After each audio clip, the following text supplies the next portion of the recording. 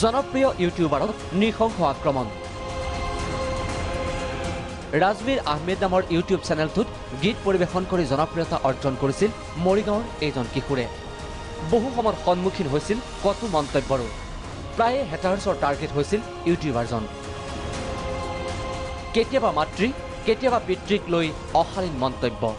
তাক কোনোবা এটা বেলেগ মানে হেটাৰ্ছ আৰু তো সেনেকুৱা কোনোবা হেটাৰ্ছ হ'ব তো সি কি কৰিছে পেটত চুৰি মাৰি দিছে তো সেইখিনি আৰু কমেণ্টত তাক যিমান ভিডিঅ'জ দিয়ে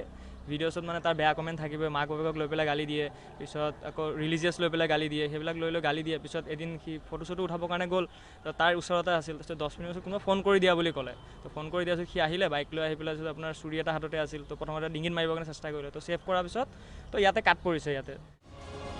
এটা সময়ত অশালীন মন্তব্য আগবঢ়োৱা যুৱকৰ আক্ৰমণৰ লক্ষ্য হৈ পৰিল ৰাজবীৰ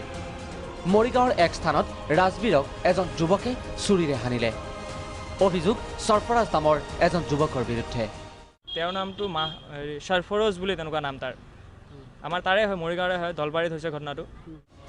25 নৱেম্বৰৰ পৰা আজিলৈ ৰাজবীৰ চিকিৎসালয়ৰ বিচনাত দোষীয়ে এতিয়াও পোৱা নাই শাস্তি ব্যথিত ৰাজবীৰৰ ভাতৃ তথা পৰিয়াল য'ত নেকি য'ত হানিছে সেইটো বস্তুত বহুত তেজ জমা হৈছে লিভাৰৰ পৰা অকণমান বাচিছে ডক্টৰে কোৱা মতে সেইখিনি তেজ উলিয়াবৰ কাৰণে আপোনাৰ আকৌ 30 এইফালে পেট কাটি পেলাই 30টামান চিলাই পৰিছে তো এতিয়া সেইটো সি কিমান দিনলৈকে কাম কৰিব নোৱাৰে একো ঠিক নাই ৰাজবীৰৰ পেটত 30টা চিলাই মৃত্যুৰে যুঁজিছে সকলোৱে বিচাৰিছে ৰাজবীৰ সুস্থ হৈ উঠক দোষীয়ে পাওক কঠোৰ শাস্তি মৰিগাঁও আৰক্ষীৰ পদক্ষেপলৈ অপেক্ষা ভিডিঅ' জাৰ্নেলিষ্ট প্ৰণৱৰ সহযোগত ইফতিকাৰ চৌধুৰী প্ৰাগ নিউজ